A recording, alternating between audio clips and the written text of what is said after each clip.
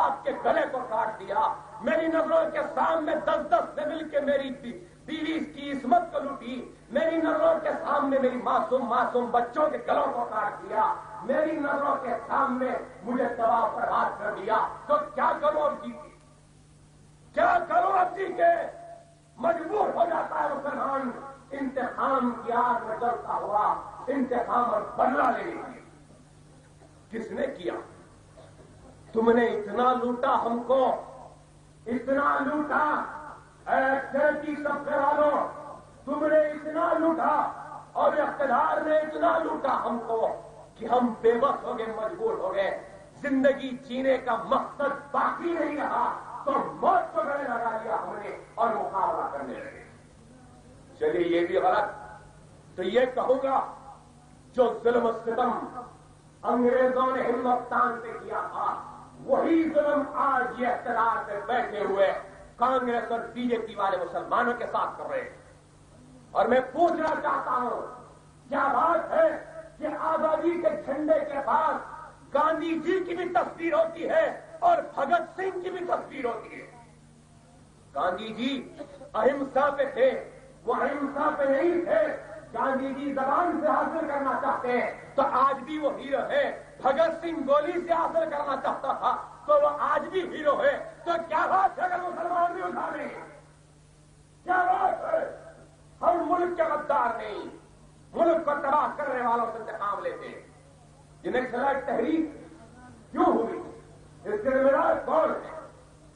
Naxalite کا مقصد کیا ہے؟ یکسانیت، برابری، وہ نوکری پر برابر معاوضہ، وہ تعلیم، وہ روزگار نہیں دے سکتے، اس لیے مجبور ہو گیا۔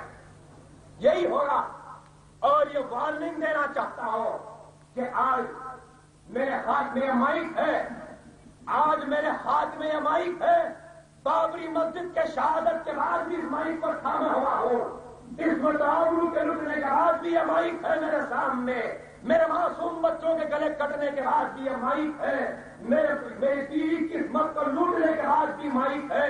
اگر اور تباہی ہو جائے گی تو ایسا نہ ہو جائے کہ مائک کی جگہ AK-47 آ جائے، واللہ اگر آ جائے گا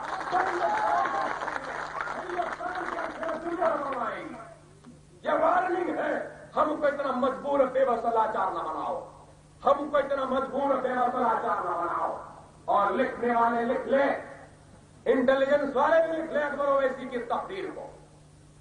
اور یہ کہنا چاہتا ہوں کہ 18 مقدمات ہیں، 19 مقدمات ہے تو آنے کی کوئی پرواہ نہیں، میری جوتی کا بھی پرواہ نہیں، بابری مسجد شہید کرنے والوں کا پرواہ نہیں، تو مسلمانوں کو متحد کرنے والے، کلمے کی آواز پر لا الہ الا اللہ محمد رسول اللہ کو متحد کرنے والے کو کس کا ڈر ہو؟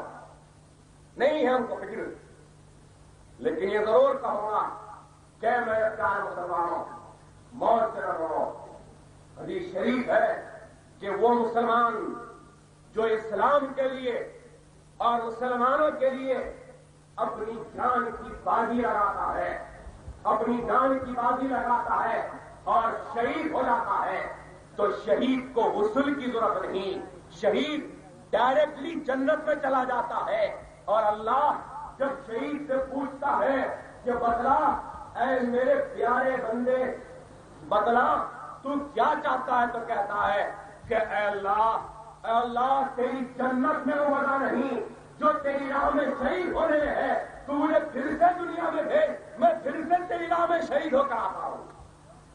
یہ مزہ ہے، ارے اس مزے کو ایک مرتبہ چکھ لو، واللہ اگر مسلمان اس مزے کو ایک مرتبہ چکھ لے گا تو پھر سے ان سروں پر سال جگمگاتا نظر آئے گا۔ اگر ہم منتشر رہیں گے تو کوئی ہماری مدد نہیں کر سکتا۔ تو میری آپ سے یہی درخواست ہے کہ ان کے جال میں نہ آئے، اور یہ چھوٹے انجو پنجو اگر یہ بابو گروپ کے سمجھ رہے ہیں کہ مجلس کوئی بیوہ کی طرح پاروتی کی جماعت ہے، بات کیلے کی رہنما کے طور پہ روتی رہے گی، تو نہیں، یہاں رونا دھونا نہیں، بس برداشت جب تک کیا نہیں کر سکتے اٹھایا سوتا دیا، ایسا مجبور نہ کرو۔ خدا حافظ۔